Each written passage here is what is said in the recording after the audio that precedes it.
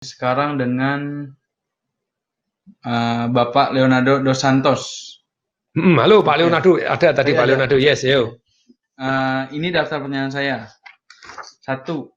Sistem bisnis autopilot ini bisa tidak diterapkan untuk suatu bisnis yang baru dibangun?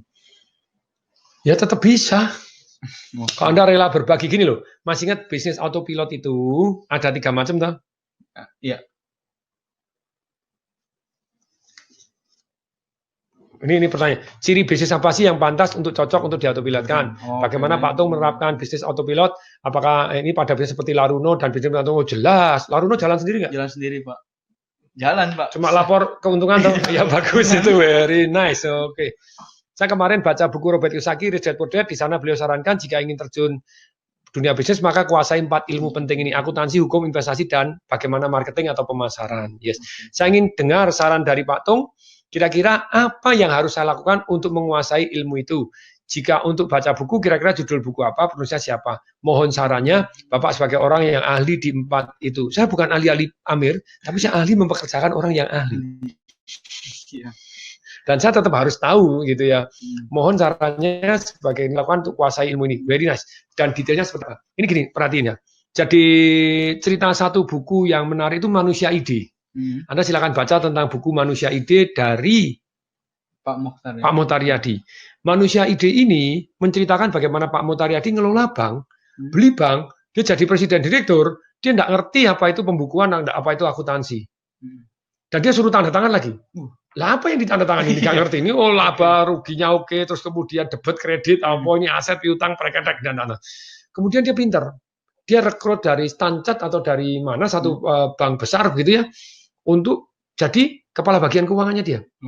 Jadi manajer keuangannya dia sudah setiap sore suruh dia tanda tangan dulu, dia baru tanda tangan. Lumayan toh. Iya, kamu tanggung jawab ya, kamu tanggung jawab, kamu tanda tangan sesuai sana. Tapi kalau gitu terus kan juga nggak bisa, karena nggak menguasai, harus tahu. Setiap sore suruh ngajarin. Dan dia tidak malu untuk nanya. Sama orang ini maksudnya apa nih? Dapat maksudnya apa? Kredit apa? Setelah 9 bulan dia mengakui, saya kelihatannya memang kurang pintar. Jadi Pak Motor ngakui kurang pintar. Tapi 1 tahun 3 bulan kemudian dia tidak menyerah, akhirnya dia paham. Jadi kuncinya sambil jalan boleh. Nggak perlu Anda ahli 4-4-nya baru buka bisnis. Kayak saya sendiri, hukum ya saya memahami. Tapi sampai hari ini saya masih pakai konsultan hukum loh. Iya. Saya kemarin baru ke Polda lapor gitu ya tentang ada kan ke Polda itu saya belajar sama pengacara teman saya ini, saya teleponin. Kok gini konsultasinya gimana, gimana jadi pasalnya apa. Dan saya mendadak dapat lebih tajam. Dan sambil jalan. Sekarang Pak Tung ikut incas. Bukan hanya itu, hukumnya saya tulis dengan detail. Iya. Contohnya, hukumnya apa? Jadi kalau dia misalnya, Pak saya butuh modal untuk ini, untuk sewa hotel, untuk gini, untuk mengadakan seminar, untuk mengadakan ini.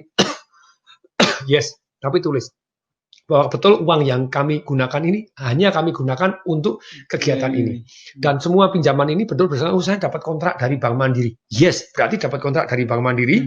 Dan kalau dia tidak masuk kontrak dalam Bank Mandiri, terus kemudian hanya digunakan untuk kepentingan ini saja dan dalam harga wajar, 3 loh. Jadi hanya untuk kontrak dengan Bank Mandiri. Yang kedua adalah dengan hanya digunakan untuk kegiatan sama sesuai dengan kepentingan yang di ini, untuk training, untuk apa, untuk ini. Kemudian yang ketiga dalam harga wajar. Nah ini kalau ternyata dia tidak, nanti bukan masalah permodalan, bukan masalah perdata, pidanakan jadi penipuan. Penipuan dan bujuk rayu. Jadi bujuk rayu ini untuk ini Mandiri ternyata enggak, berarti penipuan. Ini digunakan untuk ternyata enggak, berarti bujuk rayu gitu ya. Jadi bisa dipidanakan. Jadi pidana ya Anda setor badan. Masuklah, pokoknya masuk, nanti harus masuk. Tapi itu pun saya belajar sambil jalan. Dulu kalau saya modalin orang ya wes gitu, dan ya sebentar sometimes ongkos sekolahnya lebih.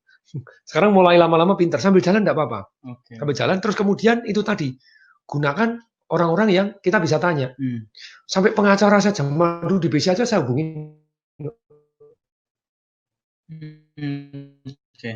Dokter ataupun ahli hukum, ahli di bidangnya. Karena saya lebih menjalani sehari-hari. Saya lebih ngerti karena memang mereka terjun. Karena saya punya pengacara. Dia kalau hukum perkawinan atau gini dia tidak mau. Dia spesial untuk penggelapan, penipuan, bujuk rayu, dia ahli sekali. Nah, itulah yang jadi benar-benar kita harus istilahnya sambil jalan. Boleh nggak konsultasi ke LBH saat investasi? Bahkan sekali lagi loh ya, investasi apa yang paling bagus menurut saya Money Master the Game dari Anthony Robbins bukunya gitu ya, Money Master the Game. Kalau untuk hukum, wah jadi lebih baik Anda pakai lawyer aja, pakai begini. Kayak misalnya untuk pajak, gini loh, kalau Anda mau akuntansi, hukum, investasi, dan ahli marketing, kalau marketing tentu saja bukunya Tung Desawaringin, Marketing Revolution itu one of the best, jadi tiada tara itu, narsis. Tapi saya masih belajar juga loh. Anak saya pun mau ngambil kuliah, dia, Pak, mata pelajaran marketing itu apa? Saya kan sudah belajar dari Papa the best in the world. No, nak. Kalau kamu merasa the best itu berarti Anda tidak mau belajar. Kamu lebih baik tetap ambil marketing selain finance, kemudian belajar bareng sama Papa. Papa jadi kasih tahu kamu belajar apa. Nice. Jadi saya pun masih still open mind. Jadi still mau ketemu orang, mengagumin orang-orang, jurusnya wow. Nggak bisa kita sempurna, paling tahu segalanya yang enggak lah gitu ya. Tetap ada orang lebih hebat di bidang kita. Walaupun kita hebat di bidang tadi, tetap ada orang yang lebih hebat. No worry, dan kita layak untuk belajar. Jadi saran saya begini, kalau Anda mau membuka usaha dan kemudian akuntansi, hukum, investasi, dan pasar, pertanyaan gini, kalau Anda punya duit, ini loh, 4 miliar, buy. Oke. Anda lebih baik beli, kayak saya Pegadaian ini. Kalau dia mau membuat fintech apa gini, kita amatin dulu aja, kalau ada yang bagus beli aja. Dia 135 triliun, laba 2,5 triliun, kayak BCA beli Bank Royal baru aja 1 triliun, ya oke aja gitu ya. Nanti beli aja. Jadi daripada ngembangin sendiri lama, ya pengsan lah. Yang kedua, build yourself gitu ya. Yang ketiga adalah buru, cari konsultan. Konsultan ada yang murah-murah, kok LBH juga ada yang paling penting kita. Kemudian yang keempat, partneran. Jadi partner. Yang ini ada, saya ngerekrut misalnya keuangan saya Yuli, selain akuntansi dia saya kursus teks, berobat A berobat B sudah lulus, sekarang kursus lagi saya bayarin lagi, tidak masalah. Why kursus lagi? Padahal sudah dapat ijazah, tidak masalah, kamu kan jadi bergaul dan punya ilmu. Dapat Pak, ini kita bisa menghematkan pajak dengan cara sah dan resmi Pak, gitu ya, dengan cara begini Pak, pakai CV, pakai begini, nice. Lumayan itu bisa menghematkan secara sah resmi dengan banyak gitu ya.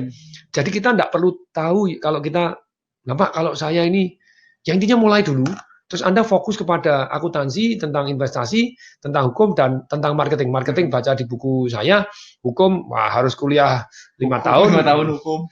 Akuntansi harus 5 tahun. Kalau saya belajar akuntansi itu, saya belajar poin-poin yang penting. Iya. Buku apa? Buku akuntansi itu yang keren itu sebenarnya bukunya gurunya Robert Kiyosaki gitu ya. Saya pernah ikut trainingnya, yang Rich Dad-nya Robert Kiyosaki.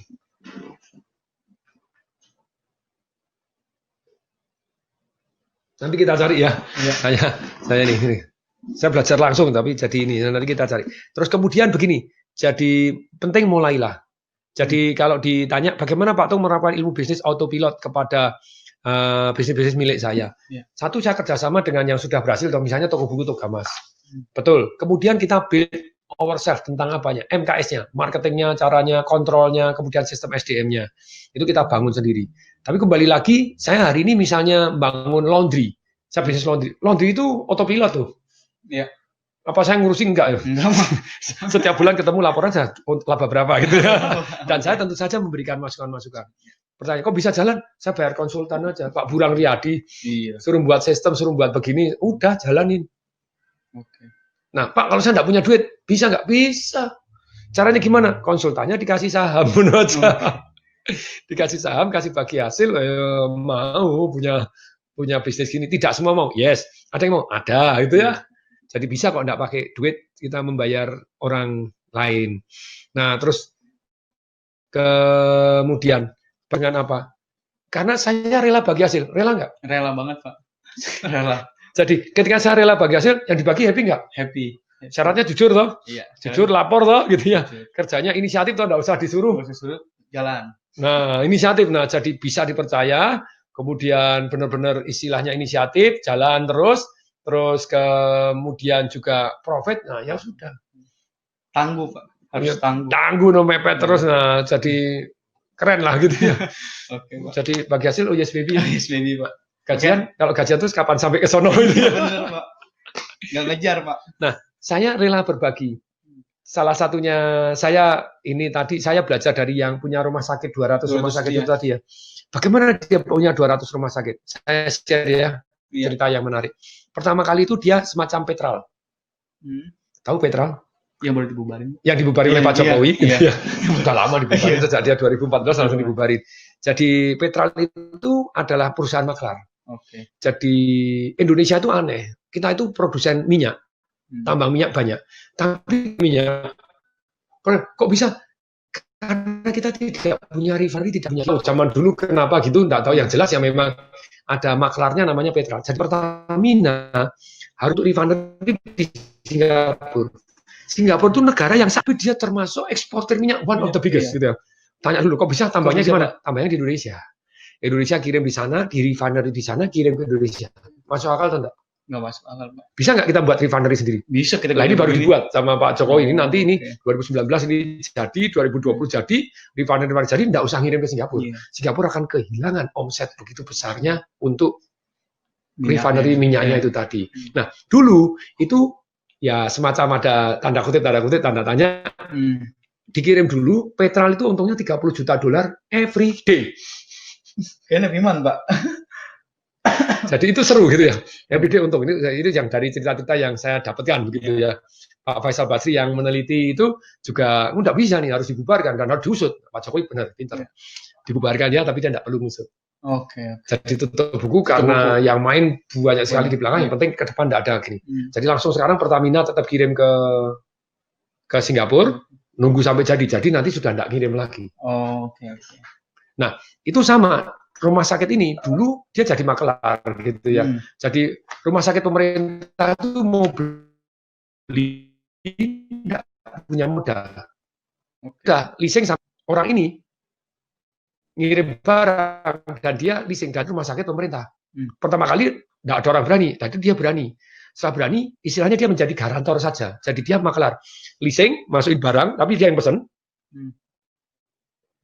Pemerintah bayar kepada dia bayar ke leasing. Ya nggak pakai modal tuh. Nggak pakai, cuma numpang lewat. Untungnya dia telan. Kayak Petral tadi tuh. Modalnya apa? Modal perjanjian aja. Modalnya perjanjian. Nah itu yang sangat-sangat menarik gitu ya. Setelah itu dia terima duit. Satu hari pemerintah sadar, kayak untuk keluar Jokowinya gitu ya. Oh tidak bisa ini ada begini. Pemerintah pesan sendiri. Rumah sakit pemerintah pesan sendiri. Dia sudah terlanjur kaya. Udah punya duit banyak. Apa yang dilakukan? Kepala rumah sakit direkrut. Yuk kita buat rumah sakit sendiri, kamu tak kasih 30%. Pertama kali gajian dulu, gaji selesai, nanti modal saya dikembalikan dulu. Dan kalau di deposito aja kan dapat istilahnya dapat bagi hasilnya. Dan kalau rugi saya tanggung 100%. Aman. Dokternya aman nggak? Aman. Kepala rumah sakitnya aman toh? Aman. Dan dia masih terima gaji, dia tetap hidup. Gajinya sama dengan yang lama. Kalau sudah balik modal, plus hasilnya, bagi hasil bunganya sudah di cover, kamu dapat 30% bagi hasil. Forever. Sukses. Rekrut lagi. 3, 4, 5, 6, 7, 8, 9, 10. Terus kemudian dia mulai rekrut orang desa aja deh. Orang desa aja. Jadi dia pergi ke desanya namanya Putien. Itu desanya Pak Motariadi juga gitu ya. Pak Motar waktu itu mau buka rumah sakit pun ketemu dia gitu ya. Karena dia rumah sakitnya banyak sekali. Nah, terus kemudian dan dia mau membesarkan orang. Ini kisah yang indah, inspirasi luar biasa. Langsung saya praktekkan dulu. Jadi, ayo mau tak modalin buka laundry, mau laundry gitu ya. Ayo. Tapi balikin modal saya, yes mungkin Anda untuk mengelola itu tak bagi hasil kecil dulu lah. Misalnya dapat tambahan 1 juta untuk ongkos bensin, ongkos begini. Setelah 2 tahun, 1 tahun setengah Anda sudah BEP, 30% bagi hasil.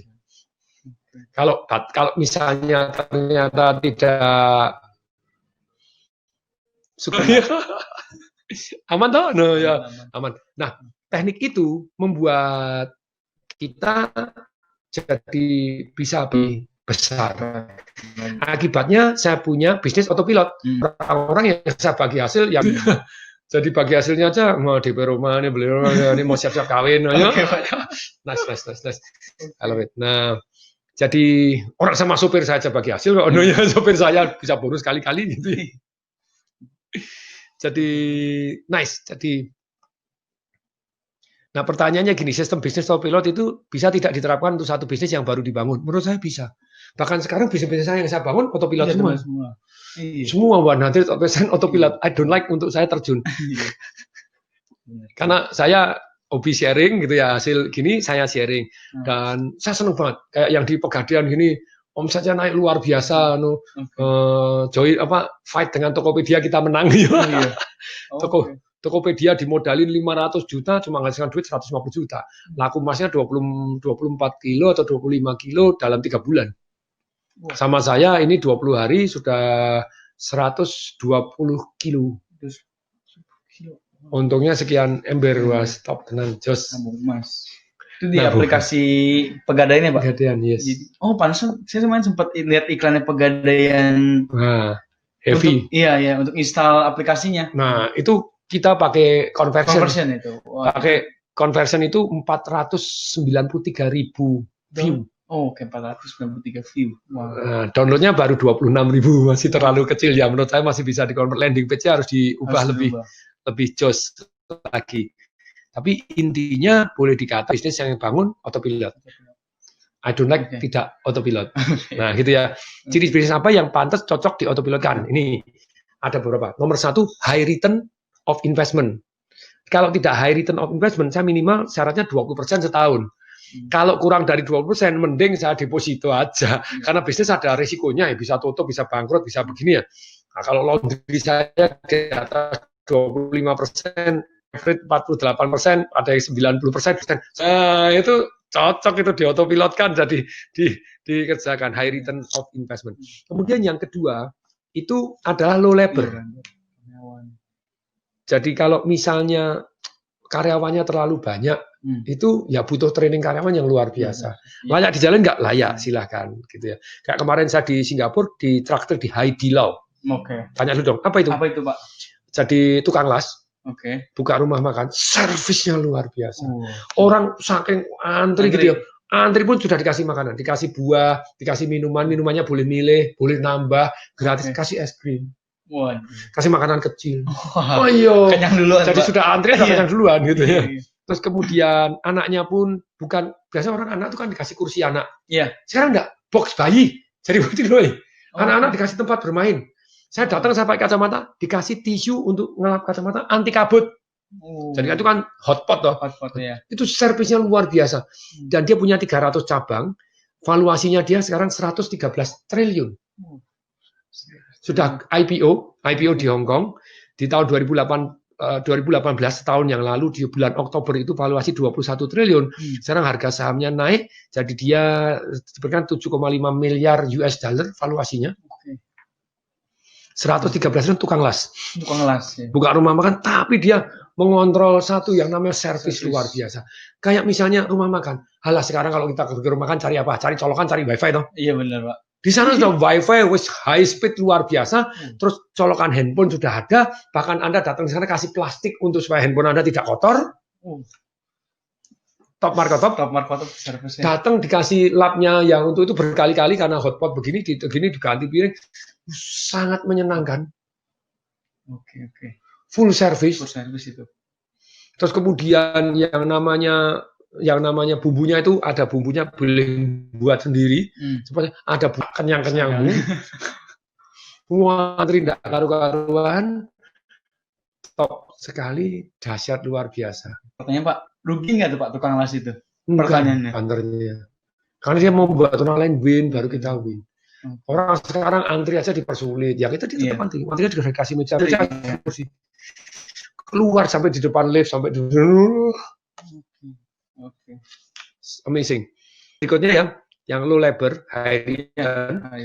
Terus berikutnya itu salah satunya itu adalah teknologinya lebih modern, teknologi informasi lebih dari human. Kemudian yang isi itu duplicate. Jadi otomatis diduplikat. Jadi kita bukan hanya banyakin nanti. Isi itu. Berikutnya yang terakhir itu tolong diambil. Terakhir itu setelah isi duplicate, nah yang ini ada di buku Anda. Anda sudah punya belum? Sudah Pak harusnya. Harus punya loh. Kalau belum ini mana yang tadi ya? Yang tadi ya, yang autopilot. Ini ada yang terakhir yang gini. Enaknya ngajar itu kalau lupa itu kita dengan ngambil ini kita jadi lebih ingat lagi begitu ya. Nah ini jadi isi. Nah kalau Anda mau beli franchise ini ya. franchise ini alangkah banyak usianya lebih dari 5 tahun. Kayak saya laundry itu saya kerjasama dengan orang yang sudah 9 tahun. Karena biasanya bisnis yang Anda beli autopilot itu tadi cek dulu ini autopilot, yes. Dulu ada yang jualan roti bakar, wah top sekali ya, hilang juga. Jadi bisnis ini teruji atau tidak teruji. Nah kalau saya jadi di laundry ini partnernya udah 9 tahun. Kemudian asam garamnya banyak banget. Nah kemudian gabung dengan saya jadi puluhan. Nah saya kerjasama tuh. Tidak saya harus tahu menahu tentang mesin laundry. Iya, nggak tahu. Saya nggak ngerti tentang laundry. Kadang kalau rusak gini, oh iya ya gini dilaporin, oh ya gini, oh ini macet di sana macet gini, oh ya ini